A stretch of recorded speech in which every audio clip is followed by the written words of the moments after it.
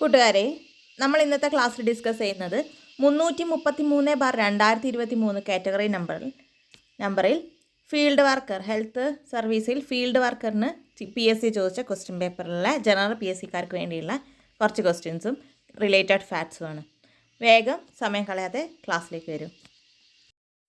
ഒന്നാമത്തെ ചോദ്യം, ശരിയായ വിദ്യാഭ്യാസം ലഭിക്കുമെങ്കിൽ ഇന്ത്യൻ ജനത എല്ലാവരുടെയും ആദരവിന് പാത്രമാകും. ഇത് ആരുടെ വാക്കുകളാണ്? ശരിയായ വിദ്യാഭ്യാസം ലഭിക്കുമെങ്കിൽ ഇന്ത്യൻ ജനത എല്ലാവരുടെയും ആദരവിന് പാത്രമാകും. അങ്ങനെ പറഞ്ഞത് രാജാറാം മോഹൻ റോയ് ആണ്. രാജാറാം മോഹൻ റോയെക്കുറിച്ച് കുറച്ച് പോയിന്റ്സ് നോക്കിയാൽ, ഇന്ത്യൻ പുനരുദ്ധാരണത്തിൻ്റെ അപ്പോസ്തലൻ എന്നും ഇന്ത്യൻ നവോത്ഥാനത്തിൻ്റെ പിതാവ് എന്നും ആധുനിക ഭാരതത്തിൻ്റെ നവോത്ഥാന നായകൻ എന്നൊക്കെ വിശേഷിപ്പിക്കുന്നത് രാജാറാം മോഹൻ റോയെയാണ്. എന്താണ് പറഞ്ഞത്? ഇന്ത്യൻ നവോത്ഥാനത്തിൻ്റെ പിതാവ്, ആധുനിക ഭാരതത്തിൻ്റെ നവോത്ഥാന നായകൻ, ഇന്ത്യൻ പുനരുദ്ധാരണത്തിൻ്റെ അപ്പോസ്തൽ, ഇന്നൊക്കെ വിശേഷണങ്ങളുള്ളത് രാജാറാം മോഹൻ റോയ്ക്കാണ്. ഇന്ത്യൻ പുനരുദ്ധാരണത്തിൻ്റെ അപ്പോസ്തൽ എന്ന് അദ്ദേഹത്തെ വിശേഷിപ്പിച്ചത് സുഭാഷ് ചന്ദ്രബോസാണ്. നോട്ട് ചെയ്ത് വെക്കണേ. ഇദ്ദേഹം 1825 കൊൽക്കത്തയിൽ സ്ഥാപിച്ചതാണ് വേദാന്ത കോളേജ്. ഈ വർഷവും ചോദിച്ചിട്ടുണ്ട്. എവിടെയാണ് വേദാന്ത കോളേജ് സ്ഥാപിക്കപ്പെട്ടത് എന്നും ചോദിച്ചിട്ടുണ്ട്. ഇപ്പോൾ കൊൽക്കത്തയിൽ 1825 രാജാറാം മോഹൻ റോയ് സ്ഥാപിച്ചതാണ് വേദാന്ത കോളേജ്.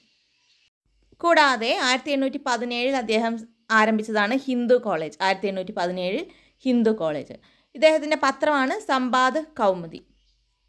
അദ്ദേഹം തുടങ്ങിയതാണ് 1815 ആത്മീയ സഭ 1815. ഇദ്ദേഹത്തിൻ്റെ പ്രസിദ്ധീകരണം നോക്കാം. 1822 മിറാത്തുൽ അക്ബർ, 1829 ബംഗാദൂത്. ഇദ്ദേഹത്തിൻ്റെ കൃതിയാണ് തുഹ്ഫത്തുൽ മുവാഹിദീൻ. മുജാഹിദീൻ അല്ല, തുഹ്ഫത്തുൽ മുവാഹിദീൻ. ഏകദൈവ വിശ്വാസികൾക്കൊരു ഉപഹാരം എന്നാണ് മലയാളത്തിൽ അർത്ഥം. ഇദ്ദേഹത്തിൻ്റെ മറ്റ് കൃതികളാണ് 1815 വേദാന്ത ഗ്രന്ഥം. ഇതുവരെ ചോദിച്ചിട്ട് കണ്ടിട്ടില്ല. 1815 പ്രസിദ്ധീകരിച്ച വേദാന്ത ഗ്രന്ഥം എഴുതിയത് രാജാറാം മോഹൻ റോയ് ആണ്. എപ്പോഴും ചോദിക്കുന്നതാണ് 1820 ജീസസിൻ്റെ കൽപ്പനകൾ, പ്രിസ്പെക്ട്സ് ഓഫ് ജീസസ്.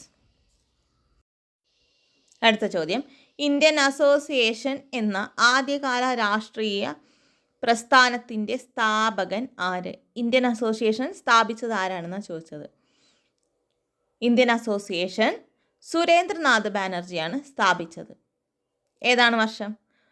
നോക്കാം കുറച്ച് പോയിന്റ്സ്. സുരേന്ദ്രനാഥ് ബാനർജി 1848 കൊൽക്കത്തയിൽ ജനിച്ചു. 1848 കൊൽക്കത്തയിലാണ് സുരേന്ദ്രനാഥ് ബാനർജി ജനിച്ചത്. ഇദ്ദേഹത്തിൻ്റെ വിശേഷണം രാഷ്ട്രഗുരു എന്നാണ്. അപ്പോൾ രാഷ്ട്രഗുരു എന്നറിയപ്പെടുന്നത് സുരേന്ദ്രനാഥ് ബാനർജിയാണ്. ഇന്ത്യൻ നാഷണൽ അസോസിയേഷൻ 1876 സ്ഥാപിച്ചു.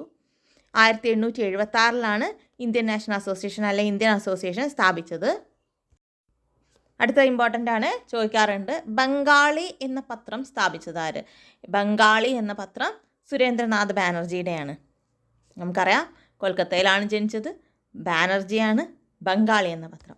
എ നാഷൻ ഇൻ മേക്കിംഗ്, അതാണ് ഇദ്ദേഹത്തിൻ്റെ ആത്മകഥ. ഇദ്ദേഹത്തിൻ്റെ ആത്മകഥയാണ് എ നാഷൻ ഇൻ മേക്കിംഗ്. ഇതൊക്കെ റിപ്പീറ്റ് ചെയ്യുന്ന ചോദ്യങ്ങളാണ്.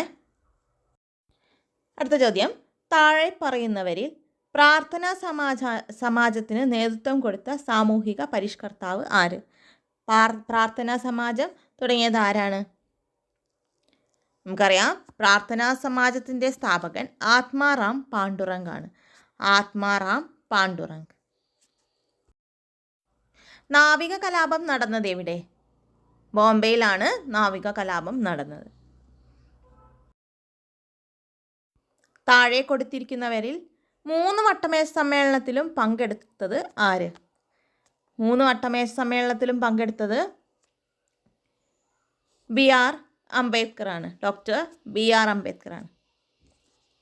ഇദ്ദേഹത്തെ കൂടാതെ മറ്റ് 2 പേരും കൂടി 3 വട്ടമേശ സമ്മേളനത്തിൽ പങ്കെടുത്തിട്ടുണ്ട്. അറിയാമോ ആരാന്ന്? അറിയാവുന്നവർ കമൻറ്റ് ബോക്സിൽ പറയണേ.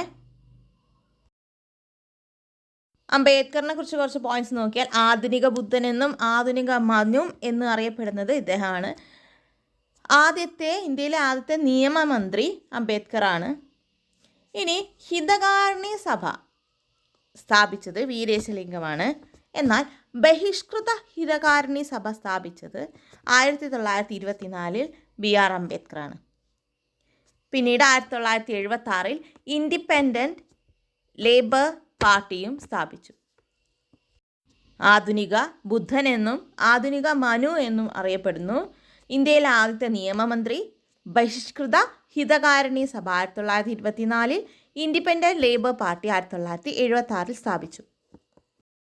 അപ്പോൾ ക്വസ്റ്റ്യൻ പേപ്പർ ഡിസ്കഷൻ ക്ലാസ്സുകൾ തുടർന്നും ചെയ്യാം.